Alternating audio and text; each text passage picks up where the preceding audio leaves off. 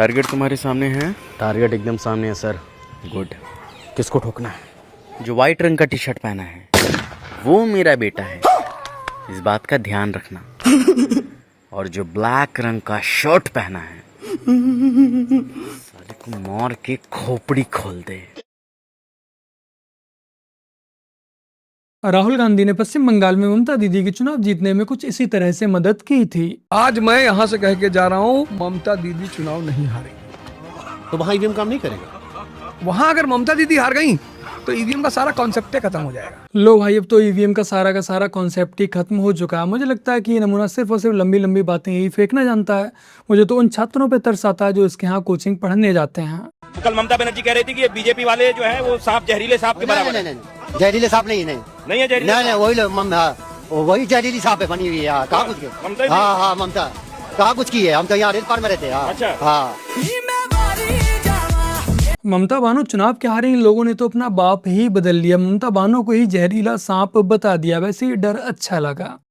कैसे हुई है ये वीडियो बना रही थी तो मैं वीडियो देखने दो ना, देखने दो ना। टीएमसी वालों ने ये नई नौटंकी चलाई है। फर्जी पट्टी बांध कर कह रहे हैं कि बीजेपी वालों ने हमें बहुत ही ज्यादा मारा है, कहीं पर कोई घाव नहीं है, कहीं पर कोई चोट नहीं है। अब आप लोग इनको ही देख लीजिए।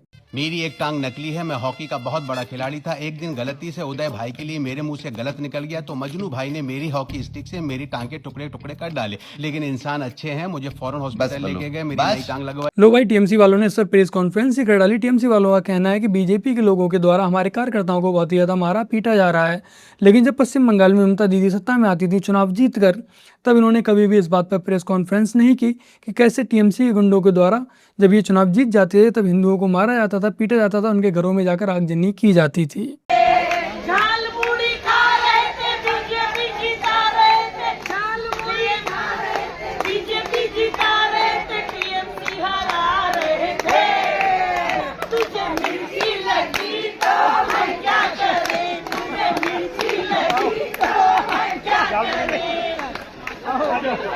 ये सही था, झाल मुड़ी खा रहे थे, बीजेपी जिता रहे थे, टीएमसी को हरा रहे थे, तुझे मिर्ची लगी तो मैं क्या करूं। वैसे इस बार ममता दीदी के हारने के बाद से मिर्ची तो बहुत ही लोगों को लगी है। अरे ठीक है, सुनो ना।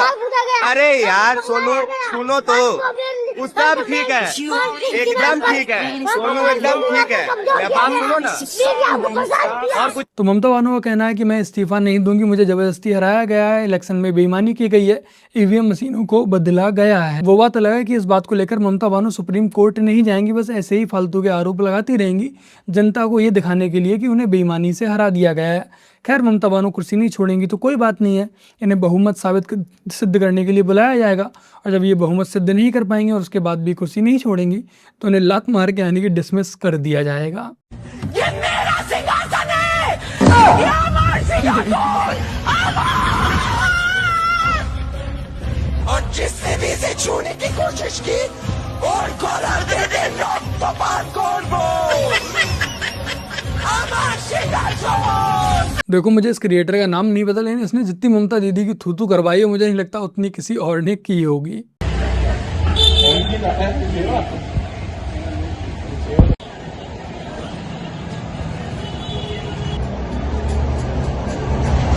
लो भाई, मोदी जी के असली फैन तो नवीन भाई निकले। पश्चिम बंगाल में बीजेपी के चुनाव जीतने पर उन्होंने फ्री सेवा स्टार्ट कर दी।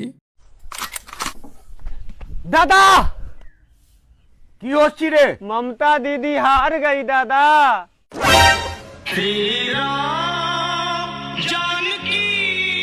देखो, ये सिर्फ रील नहीं है, पश्चिम बंगाल में ऐसा सच में हो रहा है, आप लोग खुद ही देख लीजिए।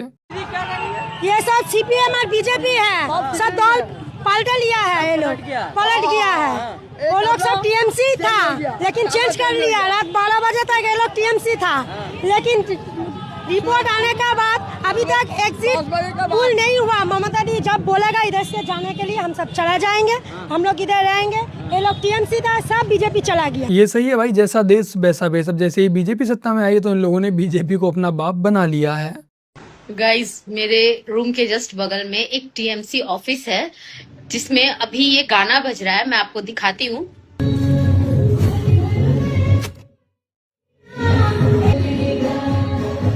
वैसे मैं आप लोगों को बता दूं, ये काम वही टीएमसी के गुंडे कर रहे हैं जिन्होंने कभी हिंदुओं पर बहुत ही ज्यादा अत्याचार किया था। अब इन्हें पता है कि वो लोग बदला लेने आएंगे, तो इस वजह से बेचारे अपने बाप बदलने पर लगे हुए हैं। ममता हिंदू नहीं पसंद, ममता तेरे जाल में 4 मई को कमल खिल गया पूरा पश्चिम बंगाल में। देख ममता, हमने पूरा पश्चिम बंगाल में कमल खिला लिया, और जिसमें है दम कमेंट में लग दो, हिंदू है हम, जोर से बोलो जय श्री राम। अब ममता बानो का डर व टीएमसी के गुंडों का डर पश्चिम बंगाल में पूरी तरह से खत्म हो चुका है। बड़े से लेकर बूढ़े से लेकर बच्चे तक जय श्री राम बोल रहे हैं। बाकी का ये आपको दिखाते हैं कि कैसे ममता बानो आज पश्चिम बंगाल में सिर्फ और सिर्फ एक मीम मटेरियल बनकर रह गई है।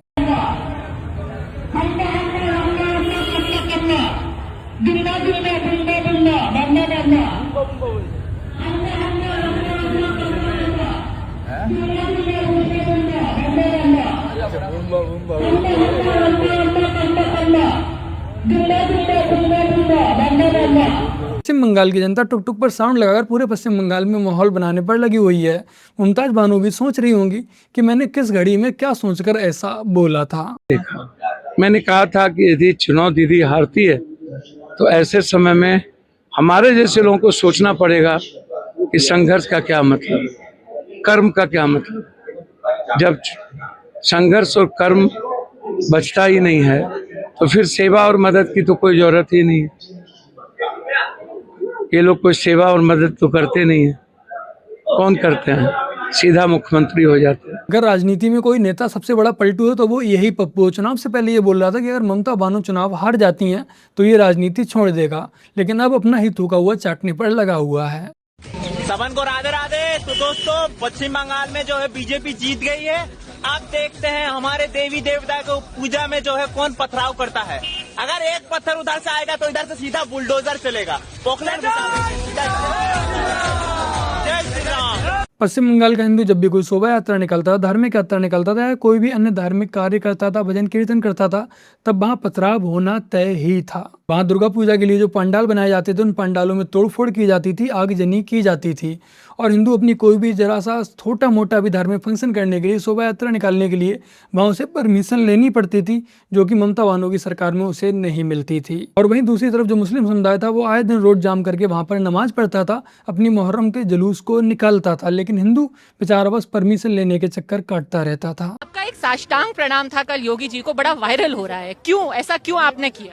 उन्होंने महाराज है, उन्होंने चीफ मिनिस्टर, एक राजनीतिक नेता भी है, वो तो दूसरा बात है, लेकिन गोरखपुर महंत पीठ का महाधीश, उनको मैं प्रणाम किया, गोरखपुर महंतो मठ को प्रणाम करने के लिए। और उन्होंने भगवा में रहता है पूरा दिन, पूरा जीवन। हमारी स्वामी विवेकानंद भी भगवा का यहाँ का उन्होंने प्रचारक था, इसलिए योगी जी का भगवा और गोरखपुर मठाधीश को मैं सनातनी होने के नाते मैं माँ बरगभीमा की, माँ नाचिंदा की भूमि से प्रणाम किया। देखो, मेरा मोदी जी से, बीजेपी से व पश्चिम बंगाल की जनता से यही आग्रह है कि आप लोग यही मांग कीजिएगा, यही कोशिश कीजिएगा कि शुभेंदु अधिकारी को ही पश्चिम बंगाल का मुख्यमंत्री बनाया जाए। और जब शुभेंदु अधिकारी जी को मुख्यमंत्री बनाया जाएगा तब ही सही मायनों में बंगाल की काया पलट हो पाएगी। আর বলবো, আমিও বলেছি রাষ্ট্রবাদী মুসলিম, আপনারাও বলেছেন সবকা সাথ সবকা বিকাশ। আর বলবো না, বলবো जो हमारे साथ हम उनका साथ, जो हमारे साथ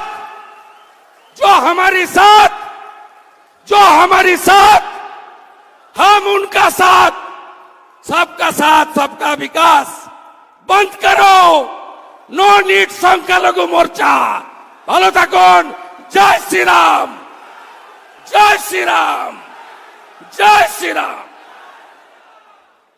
शुभेंदु अधिकारी जी का कहना है कि सबका साथ सबका विकास बंद करो, जो हमारे साथ हम उनके साथ। और ऐसे ही नेताओं की जरूरत आज हमारे हिंदू समाज को है। बाकी का मोदी जी को भी इस नारे को याद कर ही लेना चाहिए अगर अपनी राजनीति को लंबा चलाना है तो।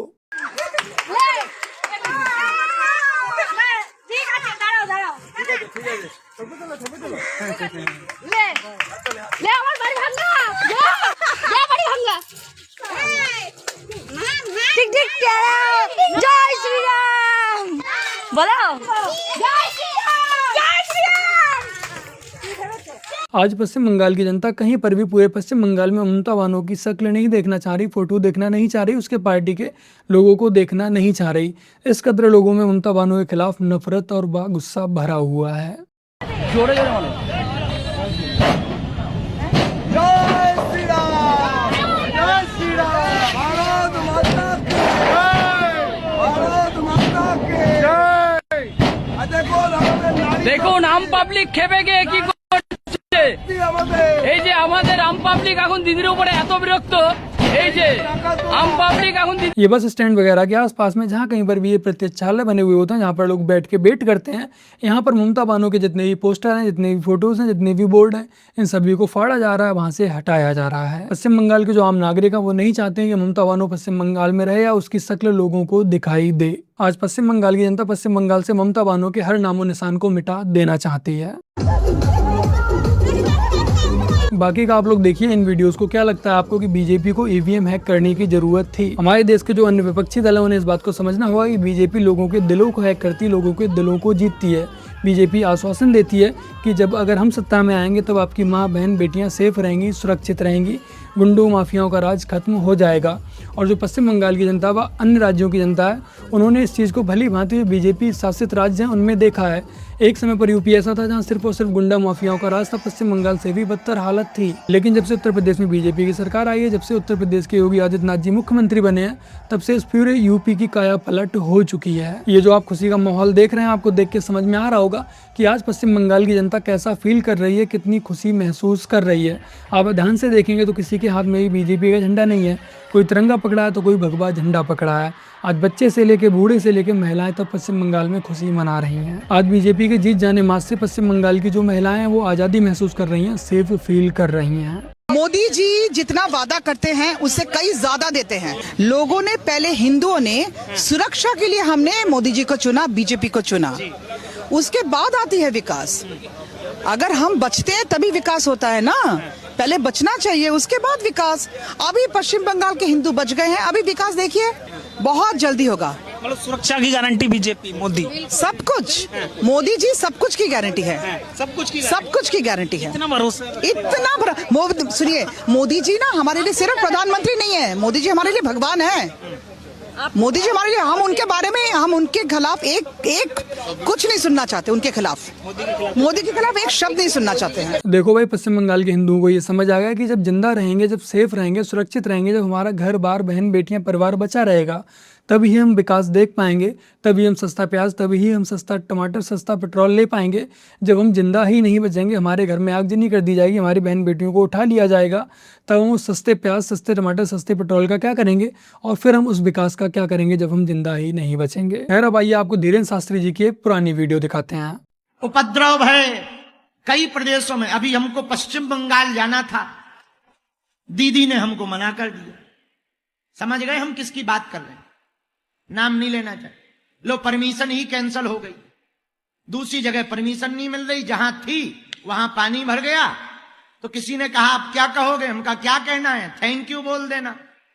पर इसका मतलब ये थोड़ी हम अपना कार्य छोड़ दें। दीदी जब तक है तब तक नहीं जाएंगे, दादा आएगा तो जाएंगे। भगवान करे दीदी बनी रहे, हमें उनसे भी कोई बुराई नहीं है, लेकिन बुद्धि ठीक रखें, धर्म के खिलाफ ना रहें। हम किसी भी राजनीति के पक्ष में नहीं है, न राजनीति के विरोध में है। हम सनातन के पक्ष में हैं और हिंदुत्व के पक्ष में थे और रहेंगे। कोई बात नहीं धीरेन्द्र शास्त्री जी, अब आप पश्चिम बंगाल बस जाइएगा, क्योंकि पश्चिम बंगाल में दीदी जा चुकी हैं और दादा आ चुके हैं।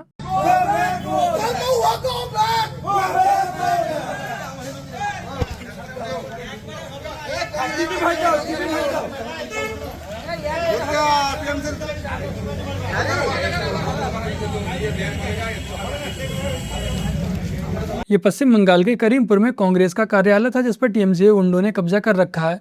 लेकिन जैसे ही बीजेपी सत्ता में आती है तो कांग्रेस के इस कार्यालय को भी आज़ादी मिल जाती है, क्योंकि बीजेपी मतलब सुशासन, और सुशासन में कोई भी कहीं पर भी कब्जा नहीं कर सकता है। तो कांग्रेसियों को, मोदी जी को, बीजेपी को एक बार थैंक यू बोल देना चाहिए। आम आदमी पार्टी के पास एक राज्य में सरकार है और एक राज्य की पुलिस है। भारतीय जनता पार्टी के पास 21 राज्यों में सरकार है, 21 राज्यों की पुलिस है। आप जो एक गंदा खेल शुरू कर रहे हैं प्रतिशोध का, बदले का, वो कहां जाकर रुकेगा उसकी कल्पना भी आप नहीं कर सकते। देखो मैं आप लोगों को बता दूं कि ये आम आदमी पार्टी को धमकी नहीं, ये आम आदमी पार्टी को सलाह है और केजरीवाल इस सलाह को जितना अच्छे से जितना जल्दी समझ जाए उतना ही बेहतर है। एसआईआर में ममता बनर्जी ने एक अद्भुत काम किया।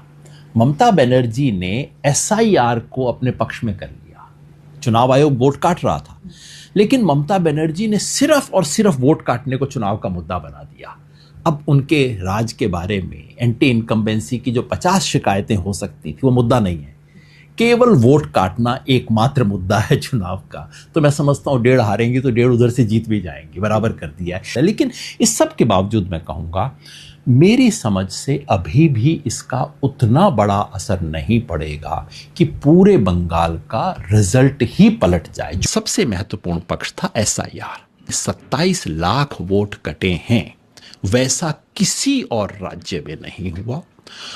वो वोट अब बिल्कुल स्पष्ट है कि टारगेटेड तरीके से काटे गए और अपीलेट ट्राइब्यूनल के जितने भी थोड़े बहुत फैसले आ रहे हैं उससे स्पष्ट है कि वो सब गलत कटे थे। ये जाहिल कैसे सुबह उठकर अपने चेहरे को आईने में देखता होगा। पहले इसका कहना था कि जो एसआईआर है उसका पश्चिम बंगाल में कोई भी असर नहीं दिख रहा है, उसका कोई भी लेना देना नहीं है। लेकिन अब जब पश्चिम बंगाल से मुमताज बानो चुनाव हार जाती हैं तब इसका कहना है कि एसआईआर की वजह से ही जो दीदी हैं वो चुनाव हार गई। गजब का हिपोक्रेट आदमी है। चलिए अब आइए आपको दिखा दें कैसे पश्चिम बंगाल में अवैध वसूली का धंधा धड़ल्ले से चल रहा था। देख सकते हो दोस्तों, यहाँ का बंगाल वाला ब्रिज, बंगाल वाला टोल टैक्स बंद हो गया, पूरा कब्जा हो गया। देख सकते हैं आप लोग, अब पैसा नहीं लगेगा। अब देख सकते हैं अब अगला बीजेपी क्या करता है, बीजेपी कैंडिडेट उठाता है कि नहीं। देख सकते हैं पूरा एकदम फाका हो गया। अभी फिलहाल किसी का पैसा नहीं लग रहा है। ये टोल टैक्स कोई सरकारी टोल टैक्स नहीं था, जिस टीएमसी के गुंडे का जहां पर मन करता था वो वहीं पर टोल वसूली करने के लिए बैठ ही जाता था। चाहे बेचारा गरीब रिक्शे वाला हो, वैन वाला हो, ऑटो वाला हो, हर किसी से टैक्स वसूला जाता था और कोई भी बेचारा इसका विरोध करने की हिम्मत नहीं कर पाता था, क्योंकि जो इसका अच्छा खासा कट था वो ममता बानो तक जाता था। सरकार बदलने का पावर देख, यहाँ जो 50 रुपया लगता था 1 रुपया नहीं लगेगा। देखिए 50 जगह को ना सिलीगुड़ी साथ कोई नहीं ले रहा। देखिए एकदम आराम से जाइए, कोई पूछने वाला नहीं है। नहीं यहाँ पर 50 रुपया नॉर्मल गाड़ी 50 रुपया आपको देना होता था। अगर ममता बानो सत्ता से नहीं जाती तो किसी को भी पता नहीं लगता कि कैसे पश्चिम बंगाल में अवैध टोल टैक्स की वसूली चल रही है धड़ल्ले से। जोड़ हाथ करे बोलছি চলে যাও, এখান থেকে চলে যাও, তোমাদের গোটাও কোনো তোলা তুলতে দেবো না, গোটা যাও। না না সে তোমাকে ওই জন্য यहाँ पर जो कुर्सी डालकर बैठा था ये भी टोल टैक्स की वसूली कर रहा था। इनका जब मन होता है, जहाँ पर मन होता है उठाते हैं कुर्सी, वहाँ पे कुर्सी डालते ही टोल बन जाता है और टोल की वसूली स्टार्ट हो जाती है। और ऐसा नहीं कि पूरे पश्चिम बंगाल में इस तरह के अवैध 2-4 टोल प्लाजा ही बनाए गए हों। सुनने में आ रहा है कि 10 से 15 हजार इस तरह के अवैध टोल प्लाजे पश्चिम बंगाल में चल रहे थे। और ये जो टोल टैक्स वसूली का पैसा था ये पश्चिम बंगाल की गवर्नमेंट सरकार को नहीं जाता था, ये टीएमसी पार्टी को जाता था, जो बैठकर वहां पर टोल टैक्स की वसूली करता था। 5% कट वो रखता था, बचा हुआ ऊपर भेज देता था, फिर ऊपर वाला 5% का कट अपने पास रखता था, उसके बाद पार्टी तक पहुंच जाता था। तो बस मेरे प्यारे भाई बहनों, आज की अपनी इस वीडियो में इतना ही। वीडियो को लाइक शेयर कमेंट और अपने चैनल को सब्सक्राइब आज से कर लीजिएगा। बाकी यदि आप लोगों ने कल वाली वीडियो नहीं देखी, आप लोगों तक नोटिफिकेशन नहीं आ पाई है, तो यहाँ पर क्लिक करके एक बार इस वीडियो को बस देखिएगा। थोड़ी सी लंबी है बट वीडियो देखकर आपका पैसा वसूल हो जाएगा, आपका समय वसूल हो जाएगा। तो चलिए बस आज की वीडियो में इतना ही, फिर मिलते हैं एक और नई वीडियो के साथ। तब तक के लिए जय हिंद, वंदे मातरम, जय श्री राम।